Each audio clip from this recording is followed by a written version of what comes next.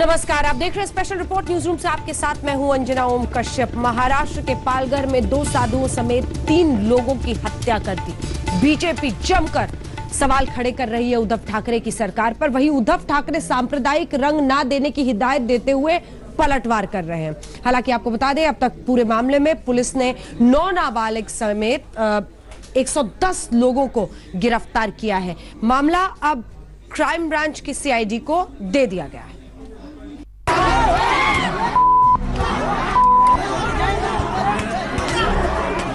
कुछ लोग इसमें आग लगाने की कोशिश कर रहे हैं। ये कोई हिंदू मुस्लिम या कोई ऐसी सांप्रदायिकता इसमें नहीं है। जो भी लोग इसमें आग लगाने की कोशिश कर रहे हैं, आग ना लगाए। हम किसी को भी छोड़ने वाले नहीं। पुलिस के सामने लाठियां बरसाती है और पुलिस भी कार्रवाई करने को तैयार नहीं। इससे और शर्मनाक बात क्या हो सकती है कि सड़क पर ये 200-250 लोग आए कहां से के हथियार लेकर। पालघर में शर्मसार हो गया न्यायतंत्र, टूट गई हैवानियत की हदें, खत्म हो गया मानवता का संसार। सन की भीड़ का गिरता रहा डंडा तब तक जब तक गेरुआ कपड़े पहने साधुओं की सांसें नहीं निकल गई। महाराष्ट्र के पालघर में 2 साधुओं के साथ 3 लोगों को उन्मादी भीड़ ने मार डाला तो सियासी चीखें पालघर की सीमा से बाहर सुनाई देने लगी। जो भी लोग इसमें आग लगाने की कोशिश कर रहे हैं, आग ना लगाए। ये कोई मजहब की बात नहीं है, सिर्फ गलतफहमी जो हुई इस कारण इनकी हत्या हुई। लेकिन इसके बावजूद हम किसी को भी छोड़ने वाले नहीं। वैसे तो घटना 16 अप्रैल की है, लेकिन जब सत्ता के कानों में देर से पहुंची तो विपक्ष आग बबूला हो गया। शुरुआत महाराष्ट्र से हुई। बीजेपी ने उद्धव ठाकरे की सरकार को घेरा, कानून व्यवस्था पर सवाल या निशान लगा दिया। पुलिस के सामने इस प्रकार से भीड़ लोगों को मारती है, पुलिस के हाथ से छीनकर मारती है, पुलिस के सामने लाठियां बरसाती है और पुलिस भी कार्रवाई करने को तैयार नहीं। इससे और शर्मनाक बात क्या हो सकती है। कहीं ना कहीं महाराष्ट्र में कानून व्यवस्था लचर हो गई है। उद्धव ठाकरे पर चौतरफा हमले होने लगे। महाराष्ट्र की सीमा से निकलकर सियासत लखनऊ और दिल्ली पहुंच गई। यूपी के सीएम योगी आदित्यनाथ ने उद्धव ठाकरे को तुरंत फोन किया। पालघर में साधुओं की हत्या पर योगी ने चिंता जताते हुए कड़ी कार्रवाई की मांग की।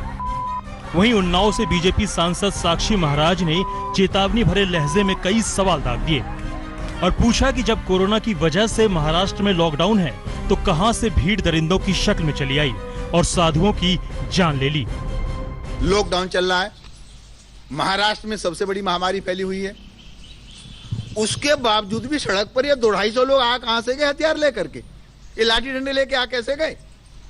क्या वजह क्या लगती है? मुझे लगता है उनके भगवे कपड़े देखकर, और आजकल लोग भगवा के बहुत विरोध में कई प्रांतों में हैं, तो जानबूझ करके ये 2 महात्माओं की हत्या करके हिंदू समाज को सबक सिखाने का प्रयास किया गया है। इसलिए सारा साधु समाज आक्रोशित है। मामला गर्माता गया और उद्धव सरकार के काम करने के तरीके पर सवाल उठते गए। केंद्र ने भी महाराष्ट्र सरकार से रिपोर्ट मांग ली। गृह मंत्री अमित शाह का फोन उद्धव ठाकरे के फोन पर घनघनाने लगा। योगी आदित्यनाथ की तरह अमित शाह को भी उद्धव बताते रहे कि ये मामला मजहब से जुड़ा नहीं है। जो भी लोग इसमें गलतफहमी फैलाने की कोशिश करेंगे, कृपा कर ऐसा मत करें। मेरी बात अमित शाह जी से भी हुई है। सुबह उनका फोन था, कल योगी जी का भी फोन था और उनको भी मैंने सारी बात समझाई है। अमित भाई ने भी, उनको भी पता है कि यहाँ कोई अगल बगल में ऐसी कोई दूसरे सांप्रदाय या मजहब के लोग रहते नहीं है, तो इसमें सांप्रदायिकता की बात है ही नहीं। हिंदुत्व की राजनीति के साये में पले बड़े उद्धव ठाकरे भले जो भी दलील दें, लेकिन बीजेपी इसे आसानी से मानने वाली नहीं है। जब से उद्धव ने कांग्रेस और एनसीपी के साथ हाथ मिलाया है, बीजेपी उद्धव पर हिंदुत्व से समझौता करने का आरोप लगाती रही है। मौजूदा मामले में 2 साधुओं के साथ 3 लोगों की हत्या के बाद बीजेपी ने सियासी सैटेलाइट को एक बार फिर उद्धव सरकार पर फोकस कर दिया है। लिहाजा जिस तरह महाराष्ट्र से लेकर यूपी और दिल्ली में सियासत की घंटी बज रही है, उससे लगता नहीं कि ये मामला जल्द शांत होने वाला है। मुंबई से साहिल जोशी के साथ, दिल्ली से अशोक सिंघल, आज तक। वो 16 अप्रैल की रात थी। दो साधु एक ड्राइवर के साथ गाड़ी में मुंबई से निकले थे सूरत जाने के लिए, लेकिन बीच में पालघर में ही सन की भीड़ ने पीट पीट कर उन सबको मार डाला। साधु संतों में जबरदस्त गुस्सा है, रोष है। वो महाराष्ट्र सरकार को चेतावनी दे रहे हैं कि लॉकडाउन खत्म होगा तो महाराष्ट्र कूच करेंगे।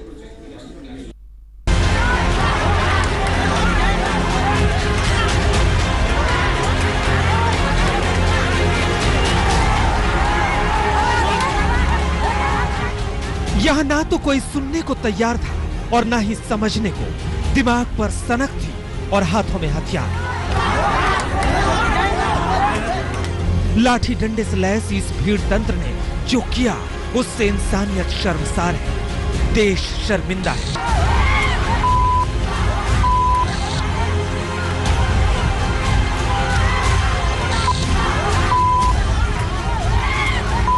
आखिर ये कौन सी सनक थी कि महाराष्ट्र के पालघर में सैकड़ों की तादाद में भीड़ 3 लोगों पर टूट पड़ा। गेरुआ कपड़े में 2 बुजुर्ग साधु बेचार की भरी निगाहों से देखते रहे, अपनी जान की गुहार लगाते रहे, लेकिन भीड़ के शोर में आवाज गुम हो गई, हमेशा हमेशा के लिए खामोश हो गई। सिर्फ मारो मारो की आवाजें सुनाई देती रही।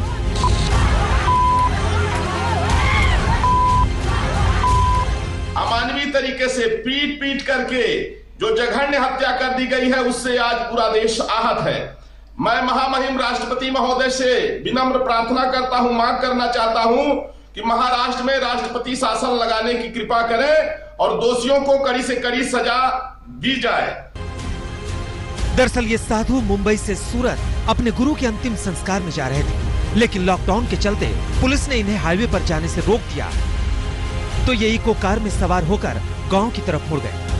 ये गांव था मुंबई से करीब 200 किलोमीटर दूर पालघर का गढ़चिंचले। बताया जा रहा है कि यहीं पर अफवाहों का बाजार गर्म था। अफवाह ये फैली कि गांव में डाकू आ गए हैं। इसी की आड़ में सिर फिरे लाठी डंडे और धारदार हथियार के साथ आधम के और साधुओं को घेर लिया और पीटने लगे।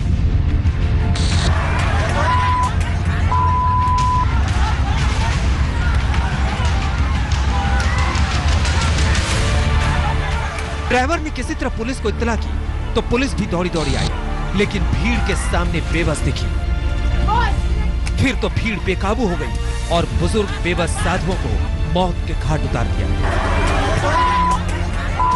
कि लॉकडाउन खुलते ही अगर सरकार ने ठोस कदम नहीं उठाया, उन पुलिस वालों पर जेल की सजा नहीं हुई और जिन्होंने निर्मम हत्या की उन पर अगर फांसी की सजा नहीं हुई, तो हम लोग तत्काल वहां पर कूच करेंगे और पूरे गांव को घेरेंगे। उसका नतीजा सामने पूरा विश्व देखेगा। महाराष्ट्र में साधुओं की हत्या पर अखिल भारतीय अखाड़ा परिषद ने महाराष्ट्र कूच का ऐलान कर दिया है। महंत नरेंद्र गिरी ने कहा है कि महाराष्ट्र में रावण राज चल रहा है। हम 3 तारीख के बाद अधिक से अधिक संख्या में, लगभग लाखों संख्या होगी नागाओं की, लेकर के महाराष्ट्र कूच करेंगे और एक जबरदस्त आंदोलन चलाएंगे। महाराष्ट्र में रहने वाले संत महात्माओं से आपके माध्यम से मेरा निवेदन है, इसका जोरदार विरोध करें और महाराष्ट्र में यदि आप सुरक्षित नहीं हैं तो उत्तर प्रदेश आ जाइए। लेकिन अब लगता है कि संतों की भूमि जो कही गई थी महाराष्ट्र, और संतों की भूमि वहाँ रावण राज आ गया है। यह कार्य तो केवल रावण राज्य में हो सकता है। वहीं हिंदू महासभा ने इस मामले में फांसी की मांग की है। सरकार से मांग करते हैं, वहां प्रदेश सरकार से भी और केंद्र सरकार से भी, कि दोनों मिलकर के एक फास्ट ट्रैक कोर्ट की स्थापना करें और जल्द से जल्द 1 महीने के अंदर उनको सबको फांसी की सजा, चाहे पुलिस वाले हों चाहे लाठी डंडे मारने वाले हों, सब लोग इसमें दोषी थे, सबको कड़ी से कड़ी सजा दी जाए। पालघर का कलंक मिटाना उद्धव ठाकरे के लिए आसान नहीं। अगर इस मामले को साफ गोई और ईमानदारी से महाराष्ट्र सरकार ने अंजाम तक नहीं पहुंचाया तो उद्धव ठाकरे की हिंदू हृदय सम्राट की छवि को गहरा धक्का लग सकता है। लखनऊ से कुमार अभिषेक और दिल्ली से अशोक सिंघल के साथ साहिल जोशी, मुंबई आज तक। जिसने भी ये लिंचिंग वाले हत्याकांड का वीडियो देखा, उसके मन में बस एक ही सवाल आया कि आखिर पुलिस वहां पर मौजूद कर क्या रही थी। कई लोग अब ये साफ साफ पूछ रहे हैं कि आखिर महाराष्ट्र सरकार की ये पुलिस वहां पर मूक दर्शक क्यों बनी रही। कई ये आरोप लगा रहे हैं कि क्या पुलिस ने ही उन तमाम साधुओं को भीड़ तंत्र के हवाले कर दिया। जवाब नहीं है पालघर पुलिस के पास।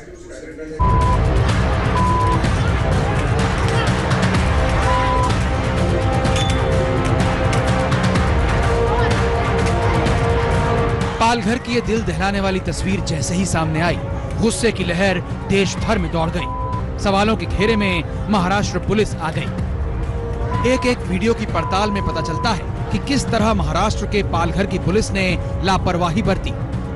इस वीडियो को जरा गौर से देखिए। दो साधु एक ड्राइवर के साथ गाड़ी में सवार होकर मुंबई से सूरत जा रहे थे। पालघर में भीड़ ने पूरी गाड़ी ही पलट दी और पत्थरबाजी करने लगे।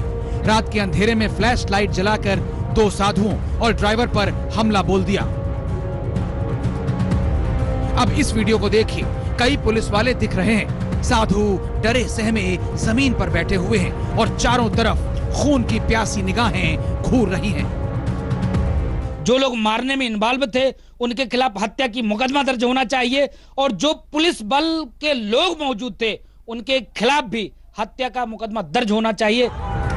तीसरे वीडियो में साफ साफ दिख रहा है कि दरिंदों के बीच निहत्थे साधुओं को कैसे वर्दी वाला सौंप रहा है। साधु के चेहरे पर खौफ का साया है। पालघर के कासा थाने के पुलिस वाले से जान बचाने की भीख मांगता है, इस उम्मीद से कि जिनके हाथों में रक्षा करने की जिम्मेदारी कानून ने दे रखी है वो जरूर इस सन की भीड़ से बचा लेंगे। लेकिन पुलिस वाला अपना हाथ झड़क कर उन्हें मौत के मुंह में धकेल देता है। फिर तो जो हुआ उसे कभी माफ नहीं किया जा सकता।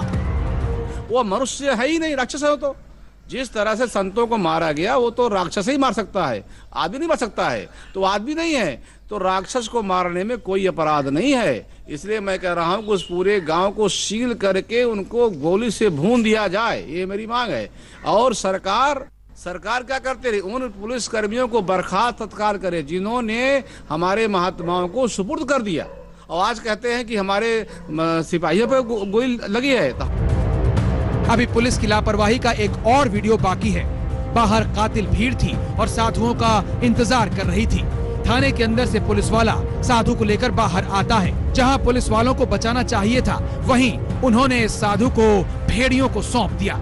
एक के बाद एक पुलिस गलती करती गई, लेकिन महाराष्ट्र के गृह मंत्री की अजीब सी दलील है।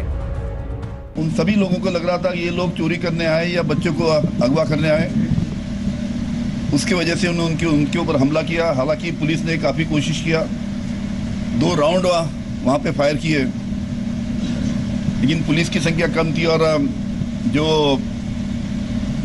गांव वाले थे उनकी संख्या काफ़ी बड़ी तादाद में थी। अब इन्हीं तस्वीरों में उद्धव की पुलिस की बुजदिली छिपी है, लापरवाही की कहानी है। ऐसे में सबसे बड़ा सवाल ये कि आखिर पुलिस ने साधुओं को बचाने की कोशिश क्यों नहीं की? साधुओं को हथियारों से लैस भीड़ के हवाले क्यों किया? फौरन अतिरिक्त पुलिस बल क्यों नहीं बुलाया गया? इससे महज एक दिन पहले ही यानी 15 अप्रैल को पालघर के कासा थाना क्षेत्र में सन की भीड़ ने दर्दनाक घटना को अंजाम दिया था। हमले के वक्त कासा थाना क्षेत्र के थाना प्रभारी भी थे। हमले में एक डॉक्टर और 3 पुलिस वाले घायल हो गए।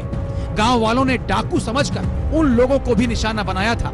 भीड़ इतनी उग्र हो गई थी कि पुलिस को हवाई फायरिंग करनी पड़ी। वक्त रहते पुलिस अगर संभल जाती तो शायद इतनी दर्दनाक घटना नहीं घटती। पुलिस ने नियमों का भी पालन किया होता तो शायद 2 साधुओं समेत 3 लोगों की जान बचाई जा सकती थी। लेकिन न जाने उद्धव की पुलिस को क्या हो गया था। हालांकि इस मामले में महाराष्ट्र सरकार ने 2 इंस्पेक्टरों को सस्पेंड कर दिया है। अयोध्या से बनबीर सिंह और प्रयागराज से पंकज श्रीवास्तव के साथ साहिल जोशी, मुंबई आज तक। कोरोना मामले में मरकज मुखिया मौलाना साद अब तक फरार है। पुलिस लगातार हाथ पांव मार रही है उस तक पहुंचने की, लेकिन अभी तक उसे गिरफ्त में नहीं ले पाई है। दूसरी तरफ आपको बता दें, नए सिरे से ऑडियो टेप जारी किया है मौलाना साद ने और अब वो ये ज्ञान दे रहा है कि सरकार की बात लोगों को माननी चाहिए और सरकार का साथ देना चाहिए। लेकिन बता दें, कोरोना टेस्ट उसने अपना अभी तक नहीं कराया है। क्राइम ब्रांच ने कहा है फौरन कराओ, रिपोर्ट भेजो। के मस्जिद में आने से आदमी मर जाएगा तो इससे बेहतर मरने की जगह कोई हो नहीं। जहाँ भी हमारी जमातें हैं वो वहाँ रहते हुए हुकूमत के क़वानीन की पाबंदी ज़रूर करें। टेस्ट करने या क्वारंटाइन करने के लिए ले जाना चाहती है तो इंतज़ामिया का इसमें पूरा ताउन करें। अपनी जाहिलियत भरी तकरीरों से जमातियों को गुमराह करने वाला मौलाना मोहम्मद साद अंडरग्राउंड है। पूरे देश में कोरोना वायरस के संक्रमण का सबसे बड़ा गुनहगार मौलाना साद पुलिस से बचने के लिए रोज नया नया ड्रामा रच रहा है। तबलीगी जमात के मुखिया मौलाना साद ने अब एक नया ऑडियो संदेश जारी किया है। इस संदेश में उसने जमातियों से रमजान के महीने में घर में ही नमाज पढ़ने की अपील की है। रमज़ान मुबारक इज्तिमाई अमाल का महीना है जिसका शौक़ और जज्बा हर उम्मती के दिल में है। इसलिए मुल्क और बैरून मुल्क में तमाम दावत के काम करने वालों से ये दरख्वास्त की जाती है कि जब तक हर मुल्क और हर इलाक़े के हुक्काम और इंतज़ामिया पूरी तरह पाबंदी ख़त्म नहीं कर देती, उस वक्त तक आलम भर में खुसूसन हमारे दावत का काम करने वाले साथियों को अपने घरों में रहते हुए ही तरावीह का एहतमाम करना चाहिए और इसमें भी ज़्यादा लोग इकट्ठा ना हों। अलबत्ता मसाजिद में तरावीह का एहतमाम इंतज़ामिया की शराइत और पाबंदियों का लिहाज करते हुए किया जाए और इसमें इंतज़ामिया का ताउन किया जाए और ये हम सबकी इज्तिमाई जिम्मेदारी है। जब से क्राइम ब्रांच का शिकंजा कसा है, मौलाना साद गिरगिट की तरह रंग बदल रहा है। उसने एक दिन पहले भी एक ऑडियो मैसेज जारी किया था जिसमें उसने कोरोना के इलाज में सरकार का साथ देने की बात कही थी। एक अहम दरख्वास्त करनी है।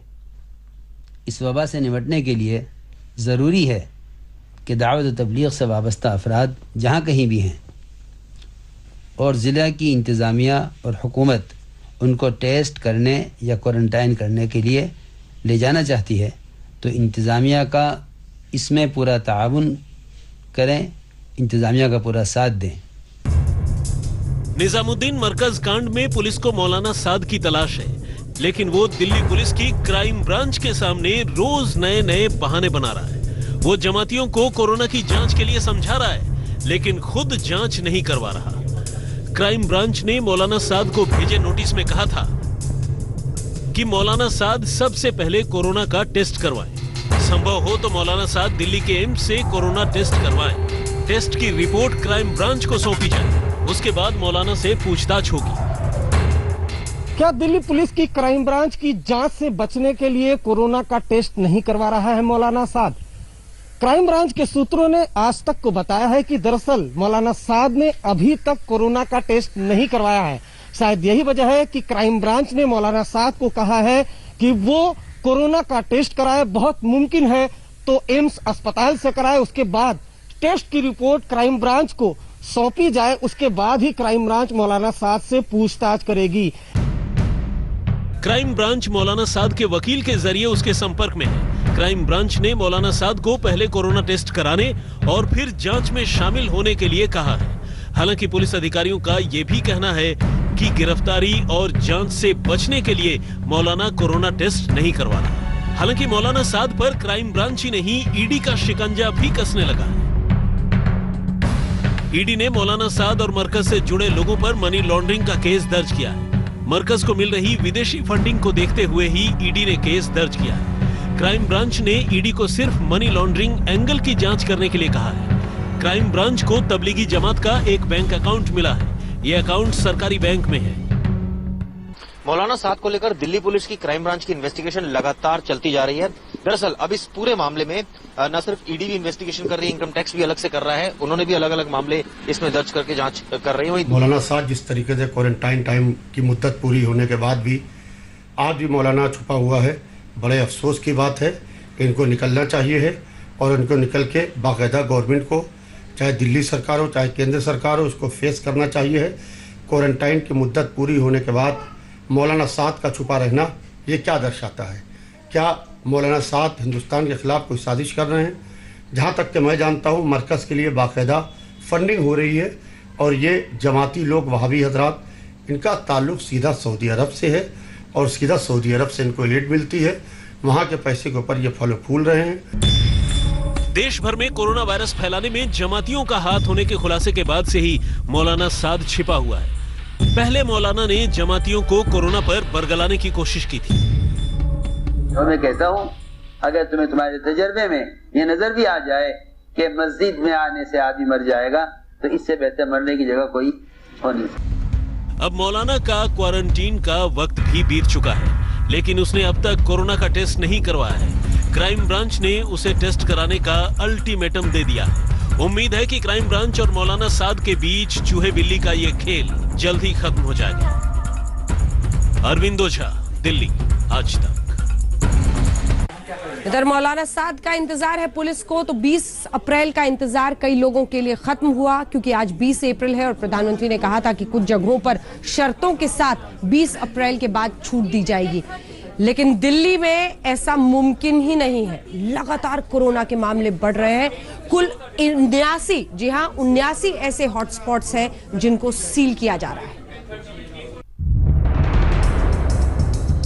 24 मार्च को हुए लॉकडाउन के बाद पहली बार संसद में चहल पहल नजर आई। लोकसभा और राज्यसभा सचिवालय में आज फिर से कामकाज शुरू हो गया। सोशल डिस्टेंसिंग का पूरा ख्याल रखा जा रहा है। लोग मास्क लगाए भी नजर आए। आज से संसद सचिवालय भी खुल गया और मिनिमम स्टाफ को बुलाया गया काम करने। जब से लॉकडाउन था तब से संसद सचिवालय बनता। हालांकि एसेंशियल सर्विस से जुड़े लोग आ रहे थे, लेकिन आज से करीब 33% लोगों को बुलाया गया और हर व्यक्ति की स्क्रीनिंग होने के बाद ही संसद भवन के भीतर जाने की अनुमति है। स्क्रीनिंग की जा रही है। दिल्ली में केंद्र और राज्य सरकार के तमाम दफ्तर भी खुल गए, लेकिन दिल्ली में कोरोना वायरस का संक्रमण का खतरा टला नहीं बल्कि बढ़ता जा रहा है। फिलहाल दिल्ली में कोरोना संक्रमितों की तादाद 2003 तक पहुंच गई है। दिल्ली में 24 घंटे में 110 से ज्यादा केस सामने आए हैं। 45 लोगों की अब तक कोरोना से मौत हो चुकी है, जबकि 72 लोग ठीक होकर घर जा चुके हैं। दिल्ली में कोरोना हॉटस्पॉट सेंटर की तादाद बढ़कर 79 तक पहुंच गई है। 48 घंटे पहले भी जहांगीरपुरी इलाके के एक ही परिवार के 26 लोग संक्रमित पाए गए हैं। अब तुगलकाबाद इलाके में 39 कोरोना पॉजिटिव मिलने से हड़कंप मच गया है। प्रशासन ड्रोन की मदद से इलाके को सैनिटाइज करवा रहा है। पूरे इलाके में अर्धसैनिक बलों की तैनाती कर दी गई है। दिल्ली का तुगलकाबाद एक्सटेंशन अब दिल्ली के लिए नया परेशानी का सबब बन गया है। यहाँ पर 39 कोरोना पॉजिटिव मरीज कल पाए गए हैं। इसके पहले यहाँ पर बता दूं कि एक ही मरीज था, लेकिन लोगों ने सोशल डिस्टेंसिंग का पालन नहीं किया। इस वजह से 2 गलियां ऐसी हैं जहाँ पर कोरोना पॉजिटिव मरीज पाया गया। अगर यहाँ पर देखें तो आप यहाँ पर सफाई कर्मचारी हैं, उसके अलावा डॉक्टर हैं। जो पूरी गली है उसको सैनिटाइज किया जा रहा है। कोरोना वायरस के बढ़ते संक्रमण को देखते हुए 20 अप्रैल से मिलने वाली तमाम छूटों को दिल्ली में लागू नहीं किया गया। हमने निर्णय लिया है अपने दिल्ली वासियों की जिंदगी का ख्याल रखते हुए, सबकी सेहत का ख्याल रखते हुए, कि फिलहाल लॉकडाउन की शर्तों में कोई ढिलाई नहीं दी जाएगी। प्रधानमंत्री मोदी ने 20 अप्रैल से लॉकडाउन वाले इलाकों में रियायत की बात कही थी, लेकिन दिल्ली में फिलहाल कोई रियायत नहीं दी जा रही है। सड़कों पर पुलिस तैनात है। हर आने जाने वाले की तहकीकात हो रही है। कोरोना के बढ़ते केसेस और हॉटस्पॉट की बढ़ती संख्या को देखते हुए दिल्ली सरकार अब कोई रियायत नहीं देगी। मैं इस वक्त बंगाली मार्केट में खड़ा हूँ। पूरी गहन चेकिंग चल रही है। देख सकते हैं कि पुलिस ने गाड़ी को रोका हुआ है और उनसे वेरीफाई कर रही है कि उनको कहाँ जाना है, क्योंकि सिर्फ एसेंशियल सर्विस से जुड़े लोगों को ही जाने दिया जाता है। अब देख सकते हैं कि बात करवाई जा रही है अंदर के लोगों के द्वारा जो गाड़ी में बैठे हुए हैं। पुलिस पूरी तहकीकात करेगी तभी जाने देगी। दिल्ली में बड़ी तादाद में रैपिड टेस्ट का काम भी शुरू हो गया है। सभी 78 हॉटस्पॉट इलाकों में रैपिड टेस्टिंग शुरू हो गई है। रैपिड टेस्ट आज से मोस्ट लाइकली स्टार्ट हो रहा है। कितने ऐसा टेस्ट आज एक दिन में किए जाएंगे? नहीं, देखिए ऐसा करना मुश्किल है। उसके पूरा प्रोटोकॉल है, केंद्र सरकार के द्वारा प्रोटोकॉल दिया गया है। केंद्र सरकार के प्रोटोकॉल को बिल्कुल ध्यान में रखते हुए उसी हिसाब से किया जाएगा। उधर अच्छी खबर यह है कि दिल्ली के मालवीय नगर इलाके से पिज्जा डिलीवरी बॉय के संपर्क में आए 16 लोगों की रिपोर्ट नेगेटिव आई है। ये सभी वो लोग हैं जो पिज्जा डिलीवरी बॉय के साथ काम करते थे। अरविंद ओझा के साथ अशोक सिंघल, दिल्ली, आज तक। और अब दिल्ली से सीधे मुंबई। जी हाँ, महाराष्ट्र में पिछले 24 घंटे में 552 मामले आए हैं।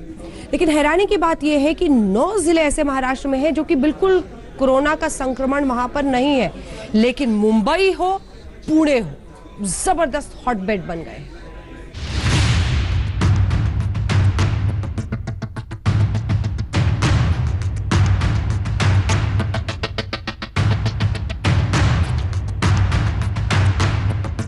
मायानगरी को कोरोना वायरस का ग्रहण लग गया है। महाराष्ट्र देश में कोरोना वायरस का सबसे बड़ा केंद्र बन चुका है। पूरे राज्य में कोरोना वायरस का खौफ कम होने का नाम नहीं ले रहा। महाराष्ट्र में एक दिन में सबसे ज्यादा मरीजों का रिकॉर्ड भी टूट गया। महाराष्ट्र में एक दिन में कोरोना के 552 नए मरीज सामने आए हैं। महाराष्ट्र में कुल मिलाकर अब 4203 लोग कोरोना पॉजिटिव पाए गए हैं। अकेले राजधानी मुंबई में 2724 लोग कोरोना से संक्रमित पाए गए हैं। अब तक 507 लोग कोरोना का इलाज करवाकर ठीक हो गए और घर चले गए। राज्य में अब तक 223 लोगों की मौत हो चुकी है। पिछले 24 घंटों में ही कोरोना से 12 लोगों की मौत हुई है। महाराष्ट्र में कोरोना वायरस ने सबसे ज्यादा तबाही राजधानी मुंबई में ही मचाई है। 2724 लोग अब तक कोरोना पॉजिटिव पाए गए हैं। शहर के मानखुर्द और धारावी इलाके में हफ्ते भर में तेजी से कोरोना के मामले बढ़े हैं। पुलिस लॉकडाउन का उल्लंघन करने वालों के साथ सख्ती से पेश आ रही है। मुंबई के बाद कोरोना वायरस ने सबसे ज्यादा शिकार बनाया है पुणे के लोगों को। पुणे में कोरोना से अब तक 51 मौतें हो चुकी हैं। कोरोना के अब तक यहां 669 पॉजिटिव केस सामने आ चुके हैं। रविवार आधी रात से पुणे की सीमाएं सील कर दी गईं। 75 लाख से ज्यादा आबादी वाले पूरे पुणे शहर के साथ साथ पिंपरी चिंचवाड़ को पूरी तरह कंटेनमेंट जोन घोषित कर दिया गया है। प्रशासन के विविध विभाग एक दूसरे के साथ विचार विमर्श करने के बाद पुणे महानगर पालिका कमिश्नर ने पुणे महानगर पालिका के पूरे एरिया को कंटेनमेंट जोन या मतलब प्रतिबंधित क्षेत्र डिक्लेयर किया है।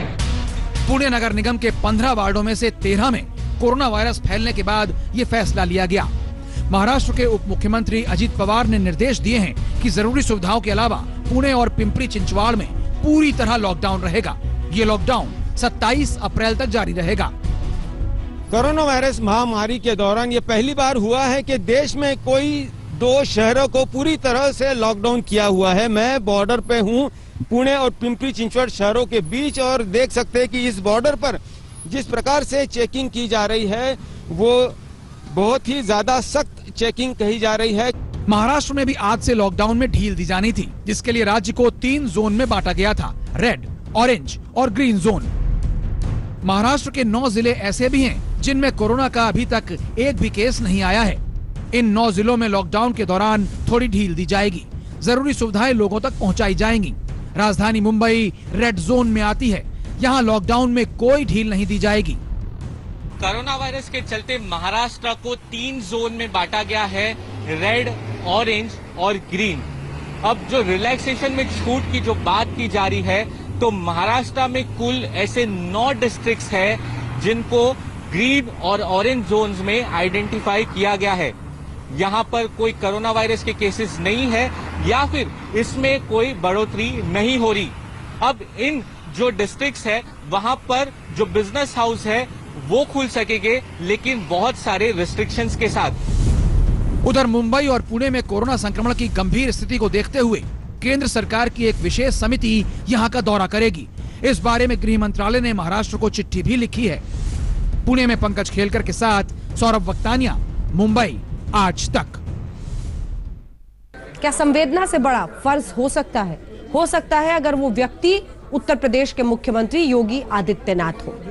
उनके पिता की मृत्यु हुई, लेकिन उन्होंने कहा कि मुझे अभी बतौर मुख्यमंत्री फर्ज निभाना है, मैं अंतिम संस्कार में शामिल नहीं हो पाऊंगा।